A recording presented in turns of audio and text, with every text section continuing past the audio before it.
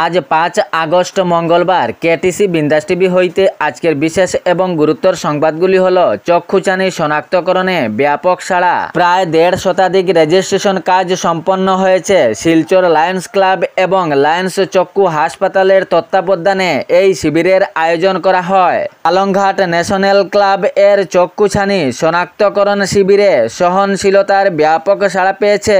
Hailakandi police বাহিনীর বিরাট সাফল্য। হাইলাকান্দি জেলার লালা থানা এবং আবদুল্লাপুর পুলিশ ফাঁড়ির যৌথ অভিযানে চুরির সামগ্রী উদ্ধার সহ চোরের দল আটক। চুরাই সন্দেহ 2টি নাম্বারহীন প্লেট এবং আরও বিভিন্ন প্রকারের সামগ্রী আটক করতে সক্ষম হন হাইলাকান্দির পুলিশ প্রশাসন। তবে কোনো গ্রুপ আকারে এ চুরির কাণ্ড চলছে কিনা হাইলাকান্দির বিভিন্ন জায়গায় চুরির কাণ্ড বহাল রয়েছে। গাড়ি, অর্থ, বৈদ্যুতিক তার সহ বিভিন্ন প্রকারের চুরিকাণ্ড চালিয়ে যাচ্ছে। হাইলাকান্দি পুলিশ প্রশাসন এ অভিযানে বড়সড় সাফল্য অর্জন করেছে। সঙ্গে সঙ্গে চোরের দলকে আটক করে আরো কোনো বড়সড় সাড়া পাওয়া যাচ্ছে কিনা তা নিয়ে তদন্ত চালিয়ে যাচ্ছেন হাইলাকান্দির পুলিশ প্রশাসন। শিলচর চামড়াগুদাম দারোগা মসজিদের সামনে একটি বাইক চালক বাইক নিয়ে জলের ভিতরেই চলে যায়। অনর্গল বৃষ্টিপাতের কারণে ড্রেনে পুরোপুরি জল জমা হয়ে গিয়েছিল এবং বাইক চালক যাওয়ার পথের সময় সড়কের জলে এবং ড্রেনের উপরে থাকা জলের মধ্যে কোনো ব্যবধান বুঝতে পারেননি।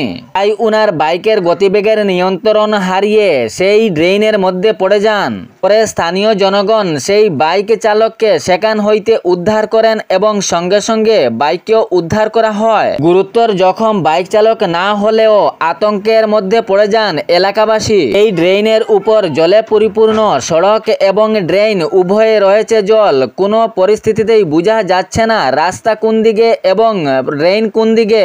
ড্রেনে কাজের নামে চলল গাফিলতি। দৃষ্টি আকর্ষণ করার পরও সেই ড্রেনের উপরে ঢাকনি লাগানো হয়নি এবং এই বৃষ্টির মধ্যেও জলে পরিপূর্ণ ড্রেন এবং রাস্তা সেই উভয়ে বুঝতে না পারায় ইহাতে প্রায় অ্যাক্সিডেন্ট এরকমই হয়ে যায়। পূর্বে থেকেই এইভাবে ড্রেনের অবস্থা। স্থানীয়রা জানান পূর্বেই এইভাবে আরো অঘটন ঘটেছে, কারণ রাস্তার পাশে থাকা ড্রেনে কোনো নেই ঢাকনা। প্রায় সময় জল জমে যাওয়ার পর সেখানের কোনো গতিবেগের নিয়ন্ত্রণ থাকে না। প্রায় সময় গাড়ি চালক সহ জনসাধারণও বুঝতে পারেন না এবং এরকম অঘটন হয়ে যায়। এ নিয়ে উচ্চ দপ্তরে দৃষ্টি আকর্ষণ করানো হয়েছে কিন্তু কোনো কাজ হয়নি। বাইক চালক গুরুতর জখম থেকে রক্ষা পেলেও এখানে আতঙ্কের সৃষ্টি রয়েছে। তাই স্থানীয়দের দাবি অতি সত্বর ড্রেনের উপরের ঢাকনাগুলো ব্যবস্থা করা দরকার।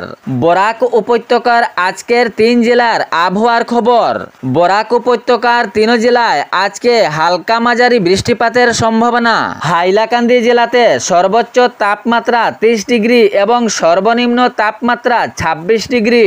শিলচর কাছাড়ে সর্বোচ্চ তাপমাত্রা 30 ডিগ্রি এবং সর্বনিম্ন তাপমাত্রা 26 ডিগ্রি। সাথে শ্রীভূমি করিমগঞ্জেও সর্বোচ্চ তাপমাত্রা 30 ডিগ্রি এবং সর্বনিম্ন তাপমাত্রা 26 ডিগ্রি।